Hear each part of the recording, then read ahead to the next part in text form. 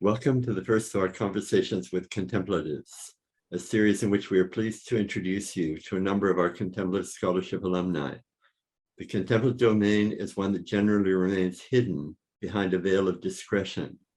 We're hoping that this series of conversations will provide both some insight into the contemplative domain in general, and in particular the Tibetan Buddhist training of the traditional 3-year retreat, and also demonstrate the incredible variety of both individuals who engage in long-term retreat and also the variety of styles and formats of 3-year retreats. In this first conversation, we will be meeting Jennifer Grant, who is generally known in Buddhist circles now as Lama Döndrup Drolma. Döndrup was one of our earliest scholarship grantees, supported for a retreat from 2002 to 2005, and is now a resident teacher at Six City Foundation in San Rafael, California. Lama Döndrup, welcome to Sato Foundation's Conversations with Contemplatives. Thank you. It's good to be here talking together. So why don't we begin with who you were before this great adventure began? I think you were trained as a concert pianist, isn't that the case? Yeah, it is. I did my bachelor's and master's degree in piano performance. I did my undergrad at Indiana University, and then moved out to California to go to the California Institute of the Arts. And it was when I was actually back at my discovery of Buddhism began in Indiana, and then really developed once I got out to California. But before that, I was very much involved in my classical music training and developing that in a performing career. So you're both performer and teacher of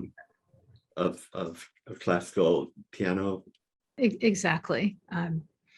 I basically support myself primarily by teaching piano at that time, and then I still do some teaching now. And then whenever I've had the opportunity, was engaging in performance. So where did you hear about 3-year retreat? The journey starts a little bit kind of earlier in my Buddhist path, when I was just finishing up throughout my master's degree. I was very much interested in finding a spiritual path and doing a lot of exploration. And long story short, landed on Buddhism, and I knew that was the path for me, and was reading a lot, both in the Vajrayana tradition and also the Theravadan tradition. And I went to various centers just to experience the difference. And my first experience at a Vajrayana center just felt a little too overwhelming with color and just so much activity. And for where I was in my life and my own noisy mind, the simplicity of the Theravadan tradition felt a little more user-friendly for me at that time. So that's where I started and spent a lot of time in retreat, Theravadan retreats. Was that with the insight meditation groups, or? Yeah, well, it was primarily through Spirit Rock Meditation Center. I was living in Los Angeles and sat a retreat actually in New Mexico at the Lama Foundation with some Spirit Rock teachers. And that was my first retreat, and immediately was hooked. And I knew this was my path, and made the decision to move up to Northern California to be near some more sanghas that I could connect with. So a lot of people, of course, know of Spirit Rock and have been very involved with Spirit Rock, and it's one of the more successful kind of Buddhist teaching centers in the West and in the West Coast. And from there, you did make your way back into a Vajrayana world. I did. So I lived and worked at Spirit Rock for a period of time, and of course spent a lot of time there before and after that. And a lot of my friends who were also sitting a lot of retreats with me had started mentioning this teacher, Lama Palden, was teaching this weekly class out of her home in Sleepy Hollow. And, I should check it out. They just thought it was amazing. She was amazing. The practice was amazing. And so I contacted her to see if I could, and I started to attend her weekly Sunday class in her living room in San Anselmo, California. And it was there that I first heard about 3-year retreat. What did you hear? What struck you about this idea? So I was kind of, at that time, I was stringing together a lot of shorter retreats from 1 week to 3 weeks in length, and sort of teaching piano to support myself in between, and had this idea, this aspiration that I would spend a year or two in Southeast Asia. Maybe I would ordain to the extent that I could in that tradition, and do, long-term practice. So I was thinking about that seriously when at one of these Sunday meetings, one of my good friends who was there said, well, I'm going to be sitting a 3-year retreat with Lama Palden as the teacher. And as someone who was already deeply in love with 3-year retreat and looking for a long-term opportunity, I immediately it piqued my interest. And so I spent a lot of time going back and forth internally, trying to decide, am I going to go to Asia? Am I going to do this 3-year retreat? And so you explored what that was with Lama Palden? I did talk with her about that. I was also getting a good picture of what my life would be like in Southeast Asia if I went that route.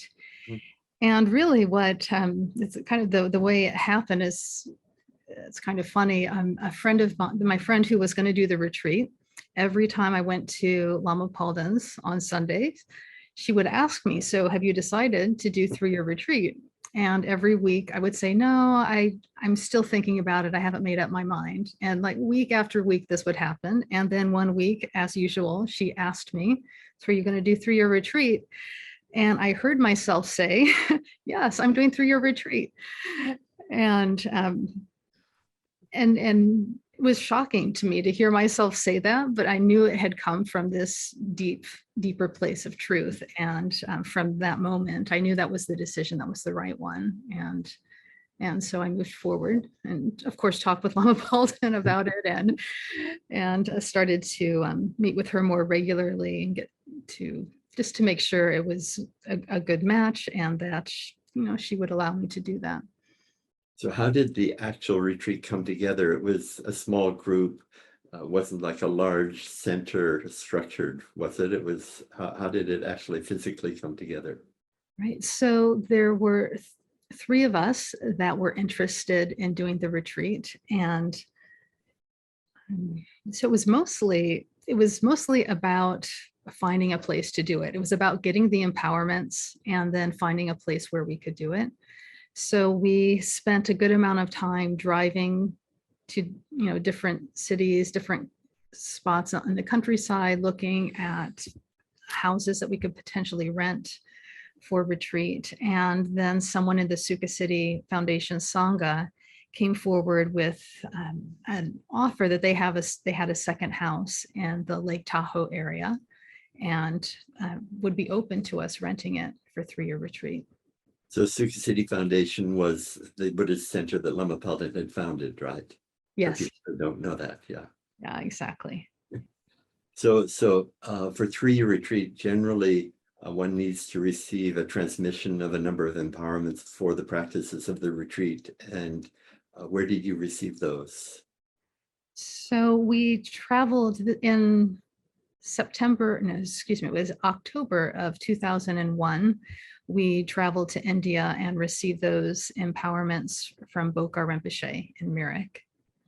So the retreat you ended up doing was both Karma Kagyu and Shampa Kagyu in the Kala Rinpoche model? Yes, it was. So then you arrive at the chalet in the Lake Tahoe district. Describe a little bit the physical setup.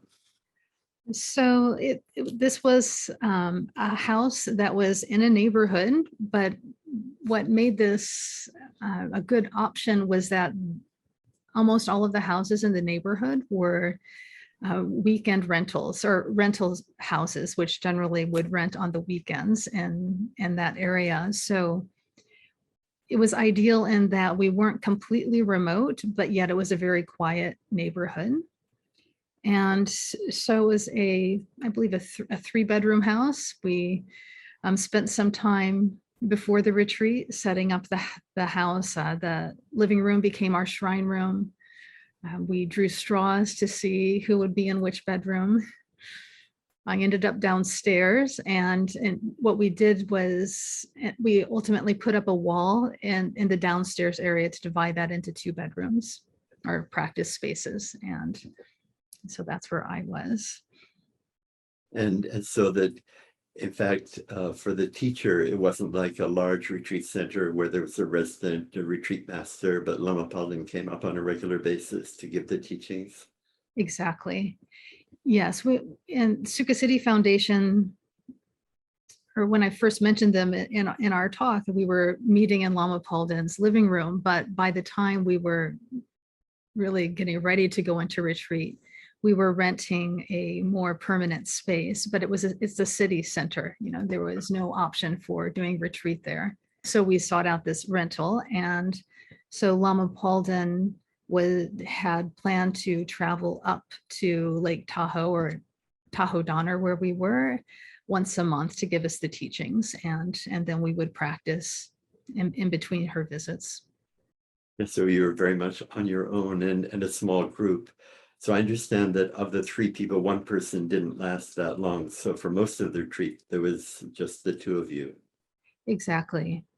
Yeah, when we first arrived, there were 3 of us, and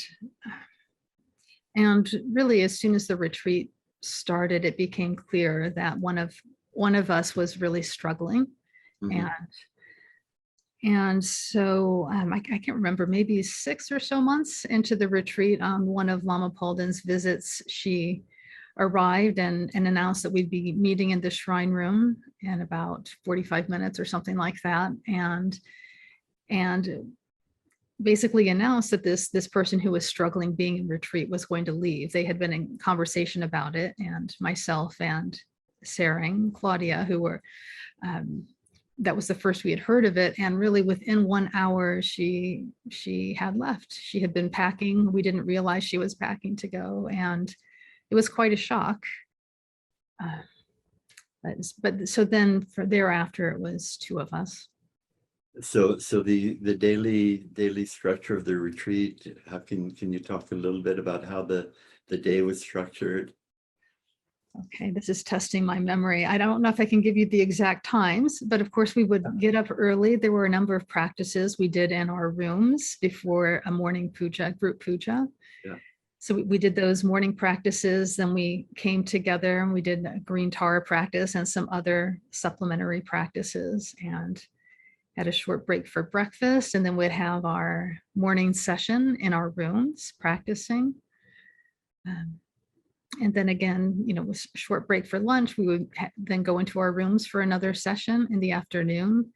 We would come back together, an early evening for our protector practice and other sort of, again, supplementary practices along with Chenrezig, and then off to another evening session in our rooms, and finishing up with some Chö practice just before we went to bed. So even though there was simply the 2 of you, you still did the group morning and evening practices, rituals together. We did a group of 2.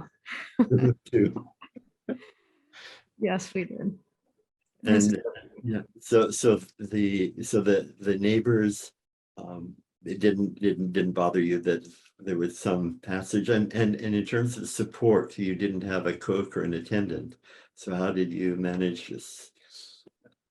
Right. So with the neighborhood, I think there may have been a couple neighbors, if I remember correctly, that were there year round, but We, of course, weren't outside of the house other than like taking offerings out. So we never saw them. So I'm not sure exactly how our immediate neighbors felt about us there, but generally speaking, we were just incredibly supported by that community.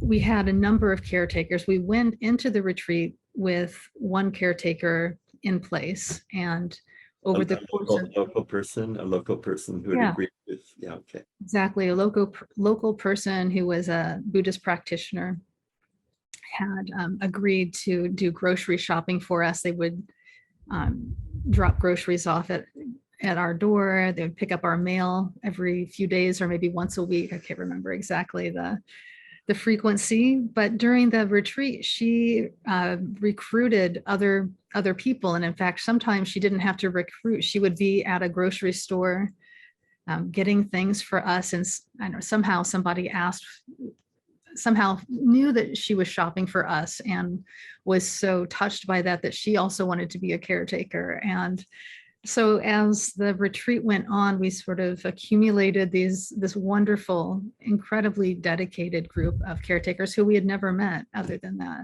that one person.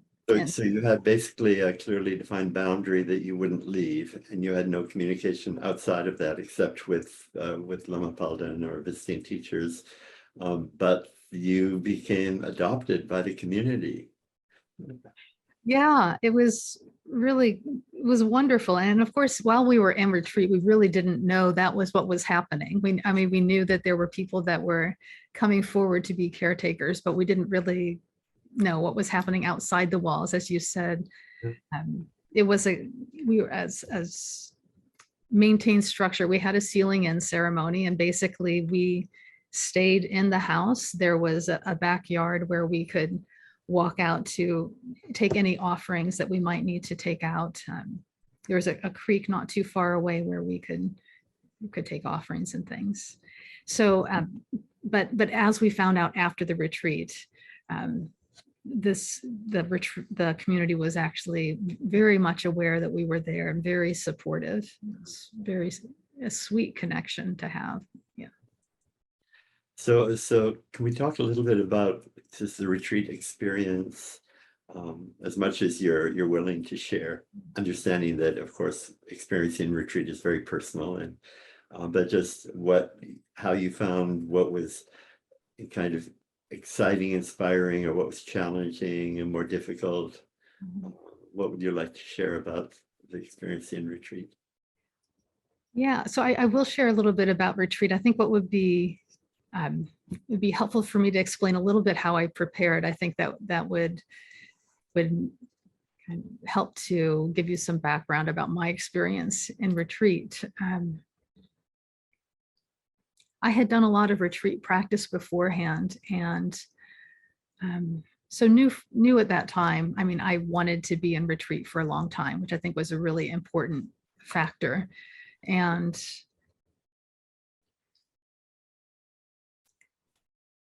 was doing a lot of inner work before the retreat, and having the intention, I wanted to, as best as possible, to prepare myself so I could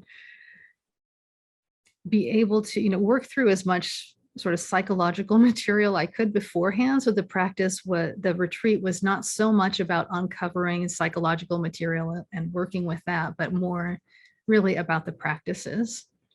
So I did a lot of that work beforehand. I kind of treated the year before going into retreat as the last year of my life, so to speak. I was working with Stephen Levine's book, 1 Year to Live. And so by the time I went into retreat, I felt I could, to the best of my ability, I had prepared to kind of let go of everything in my life, and cleared as many relationships as possible.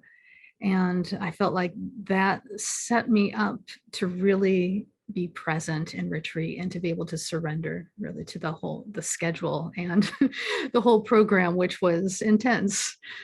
And very much a part of retreat is, as you say, surrendering to the program and the schedule. a lot of people have issues with the resistance to the program and schedule, and so that's a big part of kind of understanding that being in retreat is a big part of it is just being totally immersed and surrendering to the schedule and the regime of the retreat. Exactly. Yeah. I feel like there's kind of three aspects to retreat. There's the schedule, which is kind of a beast of its own, or a master of its own, I should say, but which I experience, as you can see, a bit as a beast. There's the practices themselves, and then there's just also the fact that you've gone into this cloistered setting for 3.5 years. So, but of the three, I think the one that was the most challenging to me was that schedule. But it was actually a big teacher, a big teaching for me, and that throughout the retreat, there were a number of times. Well, I should preface this by saying I loved being in retreat, and I didn't want to leave. At any point in the retreat, I did not want to leave, and I didn't want to leave when the doors opened at the end. But within that, there were times where I just felt like I had reached my full capacity. Like, I can't do another ritual, I can't do another puja, and it was just a continual realization that I'm capable of, or we all are capable of so much more than we realize. And that's one of the gifts of that schedule that, it was in place, and it was a kind of a discipline in itself. And though it was very structured and inflexible, it really became a way of freeing my mind in a way. It's like some of course, the practices were profound, but there was, on a really sort of practical level of learning, a big teaching and what my capacity is as a human being. That's interesting that you bring up the kind of the challenging aspect of the discipline, and it reminds me of something that Kalamrimsha used to say, that if we just kind of remain at our level in any domain, we'll find actually our abilities slowly decrease. But if we always try to push the envelope, then we'll find that there's basically no limit to what we can accomplish. So it sounds what you're saying is the retreat is like pushes us continually to increase and to expand our abilities. Yeah, absolutely, 100%, and in the best way. Of course, I'm talking about what was difficult about it, but that was, really a small percentage overall. Are there any kind of highlight moments that you can remember?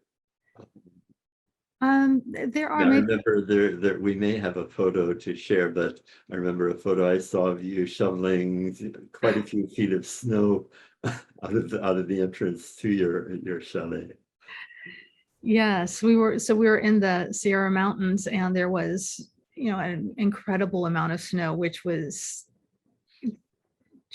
it was beautiful. It was such an ideal place to do retreat. And because we were in retreat, we weren't having to drive around in the snow and kind of deal with the problematic ends of snow. We just enjoyed its beauty. We did have to do a good amount of shoveling, particularly when Lama came to visit. And I think that's what those photos are from. We were trying to dig out her car so she could leave. But in terms of memories from the retreat, I really do think of it in three sections of the 3 years, which seem like three distinct phases of retreat. And in that first year, if I were to, choose one or two things that stand out the most, I think it would be we did some preliminary, some introductory practice or some practices going in right when the retreat started, but then soon after that, of course, did the preliminary practices, the Döndrup. And that was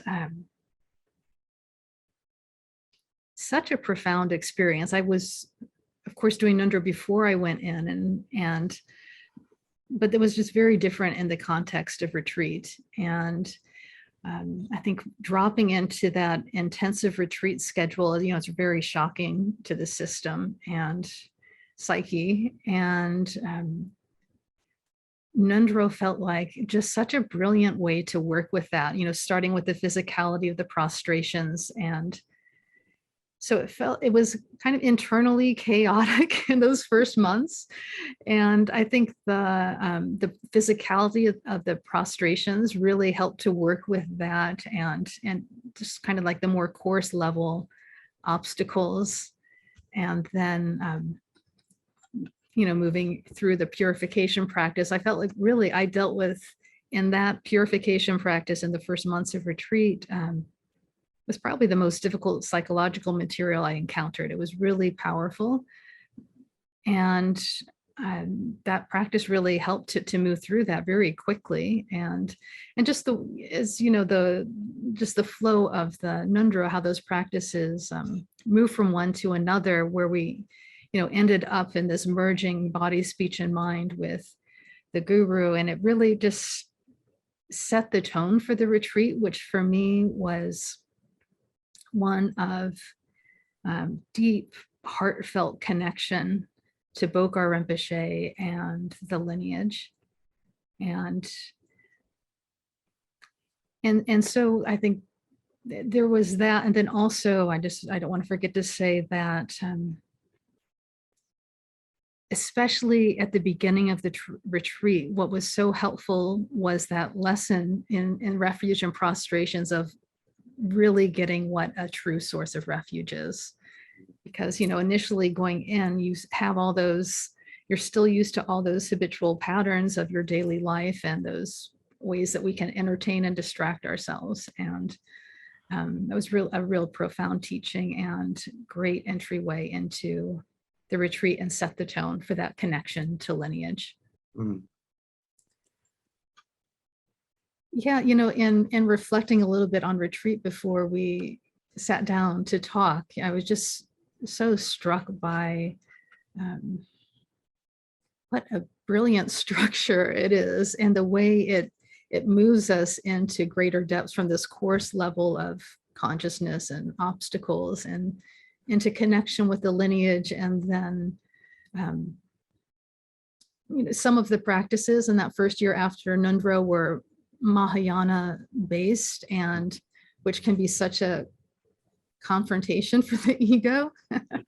And having that connection to the lineage and really knowing what that true source of refuge is was just what's needed. Well, at least it was for me to feel like I could fully move into those practices and be challenged by them in the way that they tend to challenge us.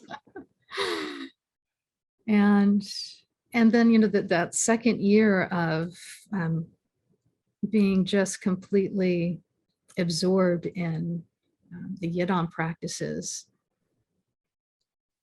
So in terms of like the brilliance of that structure of having worked through everything I just described in that first year, just really sets you up to be able to kind of freely arise as the Yidam and really be open to what the Vajra world has to offer, and to be able to fully engage. Such a teaching in, or it was teaching in is the way I want to say it, but this immersion in or I should say immersion in learning, experiencing, the form kayas, and within the context of Vajra world, really just so profound. And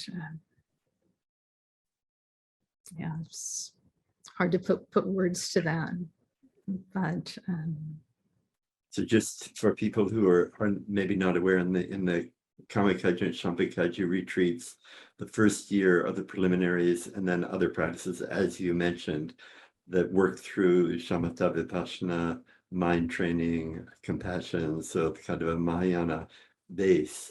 And then in the second year, one dives into the creative phase practices of Yidam. And in the third year, primarily dive into the completion stage practices of the 6 yogas. So that's what you're referring to. Yeah, exactly. Yeah. Yeah. But now that we've dived into Vajra world, then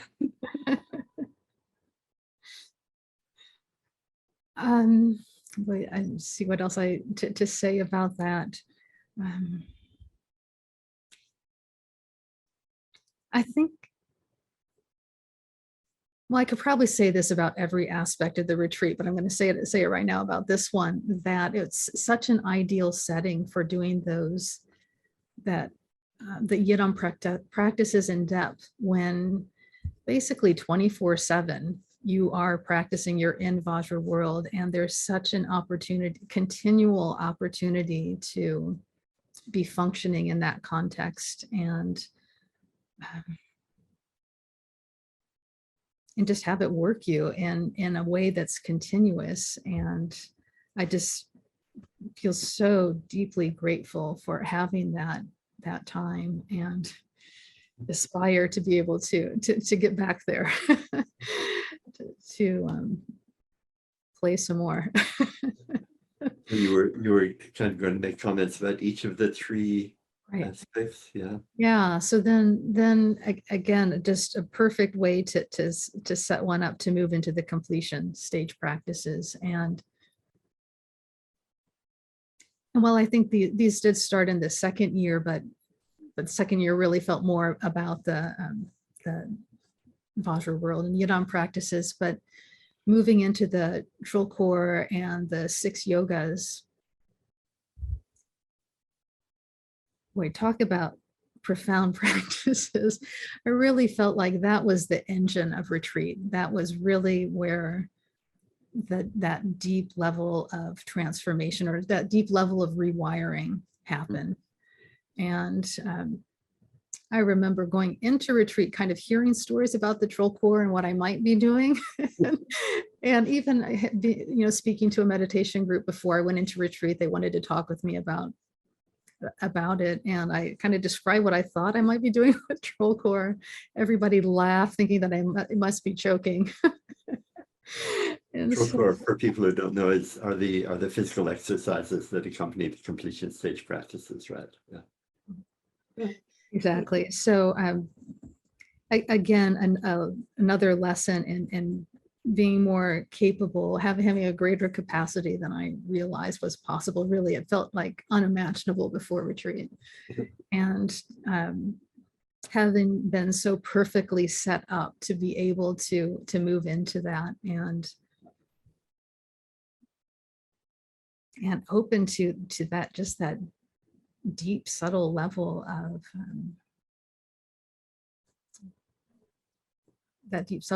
the path and the practice is just beyond profound. It's hard for me to even find words to describe that. But yeah, I think it's in that third year, it really felt like the second year kind of launched us. In that third year, we were really in kind of another dimension, if that makes sense. But more true than ever. It's like so present. It was like another dimension, or so. I'm not quite sure how to describe it. So then I mean, of course, retreat is indescribable, but you're doing a very good job of communicating the indescribable. And then the retreat comes to a conclusion. And so there was the conclusion of the retreat. There was a ceremony. I seem to remember a bear came to visit your concluding ceremony. Yeah, we actually had a bear at the very beginning and at the end. We had these perfect bookmarks, these Lake Tahoe bookmarks. I remember, I'm going to go back to the beginning of the retreat, to on the front end, literally in the first days of practice, I believe the first practice we did was Vajrakalaya, and I was in my box chanting mantras, and I see this movement outside my window, and there's a bear, a huge bear, a huge bear right outside my window. I was like, trying to say something like bear or something like I couldn't even get words to come to mind. It was just it was really, really special, startling, of course, but really incredible. And that presence was so strong. And it really, it really kind of, we had our gate or our sealing in ceremony, but it felt kind of like this is our environments, like greeting us and saying, okay, the local protector checking in. Yeah, you're welcome here, and we're going to graze on the land on occasion, but welcome, basically. And so then at the end of the gate, I believe it was after we had the gate opening ceremony and everybody had left, there was a bear in the back, and then of course finding its way to the different sorts of desserts that we had taken out to throw away after the ceremony. He was enjoying a lot of sugar, but it was very sweet to have those bookmarks. And so that's when you met a lot of this support community that you had not met during the retreat, right? Exactly. Of course, it was really wonderful to see the Sangha and people that we knew and friends, but what an incredible moment it was to meet those people that were just so dedicated and cared for us so well, and just completely whatever we needed, whatever we asked for, no matter how kind of crazy it sounded in terms of items we might need for retreat, they happily got them. And to meet them face to face after retreat was amazing. And we've actually stayed in contact, and I'd like to have stayed in more contact, but we have been in contact after retreat and went to visit at least some of them. But a really special moment. Yeah. So a lot of people express the feeling, as I think you've hinted at already, that kind of the hardest thing about coming out is leaving retreat. Yeah, definitely. Of course, I was overjoyed to see everyone, and as I said, to meet the caretakers, and but I was really heartbroken to leave. Yeah, I think there was just, as I mentioned, kind of landed early in the retreat, was that connection to the lineage and to Bokar Rinpoche, and just, it was just so palpable and so present, and we're just engaging with that constant, 24 hours a day for 3.5 years or 3.25 years. And just I was not wanting that to end. Of course that connection remains, but it's different in daily life than it is in retreat. So how did things unfold after you left retreat? Because often for most people coming out of retreat, that's one of the most challenging things, is the re-entry. How did that go for you? Yeah, so there's a lot to say about that. To begin with, I might give you more information that you're wanting, but I'm just going to speak what comes to mind. We had put in this wall downstairs to divide the downstairs area into 2 practice spaces. And because there were people there the day of our gate opening ceremony, that was when the wall needed to come down. The people were there to do that. And so it was to have this wall in my room literally just torn to the ground. It was such a shocking dissolution of the mandala of retreat. There was the obvious ending of the retreat, but this was so simple. It was very physical and symbolic at the same time. Yeah. Exactly. Yeah. And So let's see. So the coming out of retreat. First, I will say that it was those last days of retreat, in the last couple days, I felt were really designed well to kind of gradually introduce us to a larger number of people. We started with Lama Polden and you and Nawang, and then opened it up to some of the advanced practitioners of the Sukha City Foundation, Sangha, and then to friends. And so that was a good flow. But then after that was really the true test of going back into the world, which was a big adventure and a lot of quite hilarious at times. We stayed up in that area for a couple weeks, kind of deconstructing what we had built in terms of the retreat house, and kind of relearning how to drive, how to use debit card machines. It was just, and it was a hilarious adventure. But then seriously, then moving back to the Bay Area and having to set up a life again. Really interesting that the larger structure, it was remarkable how naturally things fell into place and easily. Like I just places to live. Initially I did house sitting, or people would let me stay in their place until I was earning enough money to pay rent. But so places to stay, just one after another falling into place very easily without effort on my part. And in retreat and before retreat, I had in mind like the job I wish I had before retreat. And I had always thought, well, when I come out of retreat, maybe I'll see if I can get a job at this school, at this conservatory. And within, 6 months at the most of being out of retreat, that job literally just fell into my lap. It was extraordinary how kind of those big structural pieces, how easily they fell into place, which was, a huge blessing, which I credit the lineage and the Dharma. What really was the challenge was that internal transition back into daily life. I think the hardest part I already touched on, or we touched on, talking about just the heartbreak of leaving retreat. And that was just this deep pain that took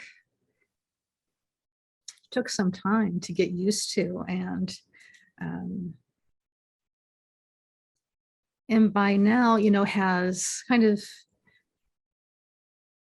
of moved back into the background, but it's still there, and thinking about the conversation we're going to have today really starts to bring it into the foreground. But I experience it as it's this vital connection to the lineage. Is how I try to look at it, because it's just such a strong yearning to be back in retreat. And so I relate to it as connection to the lineage, and as kind of my call. It's my call to go back into retreat, and I hope I get to at some point answer that call. For myself and for many people like yourself, has led me to the thought and the idea that, in fact, one of the gifts of the retreat experience is kind of that kind of heartache and echo, which with some good fortune, perhaps lifetime after lifetime, will bring us back to that place. Yeah, may it be so. Yes. So you had dual track. You had your professional, personal life. You had to get back on track, and then you also were invited to become involved in teaching and in the community. Is that right?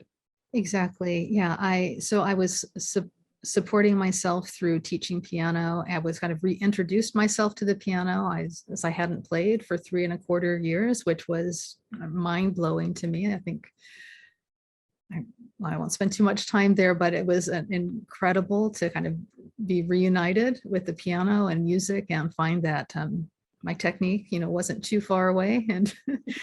And so I was supporting myself through teaching piano, and And really, actually, before we left the retreat house, Lama Palden, I will say, gave a strong suggestion that we that we teach at Suka City Foundation, myself and the other person who did retreat. And so starting in January, we came out of retreat in July of 2005. And then starting in January of 2006, I started to teach at Suka City Foundation and have been doing that since. And so now you still have your personal professional activity, and you're now a resident teacher at Suka City Foundation. Exactly. Yeah. So I'm working full time as a classical musician, primarily teaching, but I also work with another pianist, a close friend and a Dharma sister. And she's also a classical pianist, and we perform 2 piano recitals. So that's still going very strong in my life. And simultaneously, I'm essentially working full time for Suka City Foundation. About 2 years ago, Lama Palden a number of years ago asked if I would be her successor, and that came to pass about 2 years ago or so, and have fully moved into that role as resident Lama and all that entails. And so one of the questions that I'd like to explore a little bit is, as we know, the 3-year retreat itself is a very traditional training, a very traditional environment, and yet we live in the modern world. And so one of the questions always is, kind of how might this training or approaches to it be adapted? And Suka City Foundation, first under Lama Palden and with my assistance and under your direction, has been very engaged in developing kind of different programs and approaches to provide access to these different levels of teaching without people having to go through a formal 3-year retreat. But what are your thoughts on that whole question of adaptation and the 3-year retreat? So Lama Palden and you have created this really wonderful structure of programs that allow people to move through the primary practices of 3-year retreat within their daily lives. And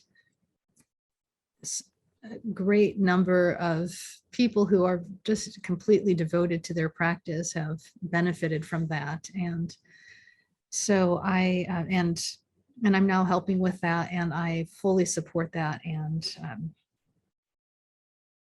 I think it's a great offering to those who aren't able to go into 3-year retreat.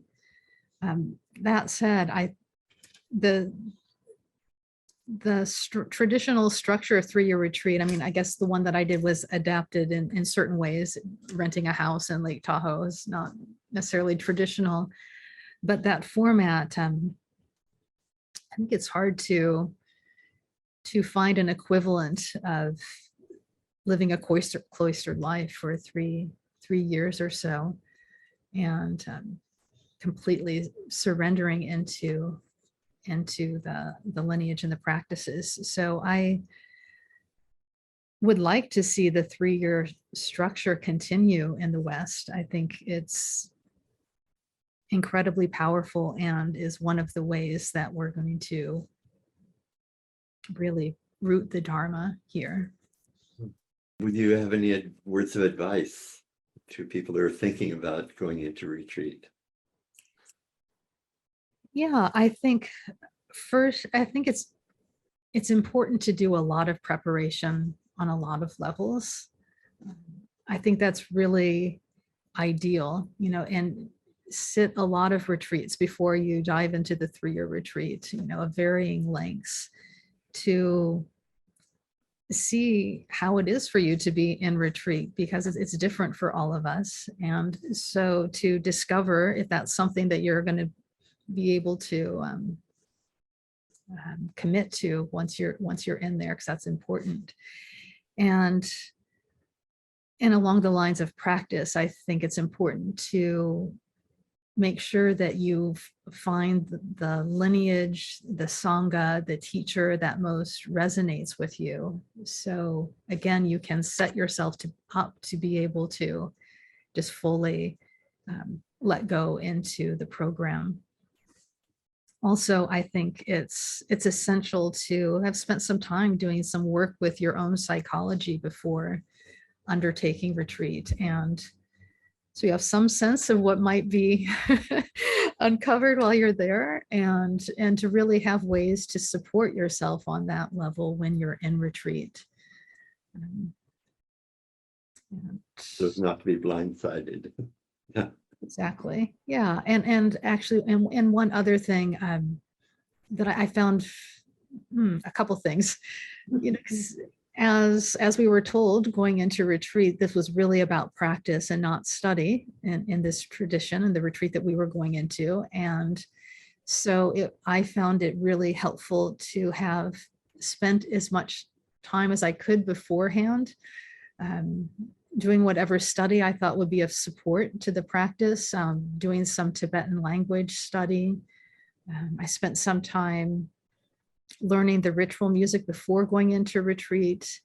I found that all really valuable because it's a steep learning curve once you get in. As soon as that gate closes, it's a steep learning curve. And I found it really helpful to have done some of that work beforehand. So a few pieces were, a little bit in place to help support that great unfolding. Yeah. Well, thank you very much, Lama Döndrup. I think this has been really fun and very rich for anyone interested in the inner world of contemplative practice and 3-year retreat. So thank you very much. Yeah, you're welcome. It's great to speak with you about it.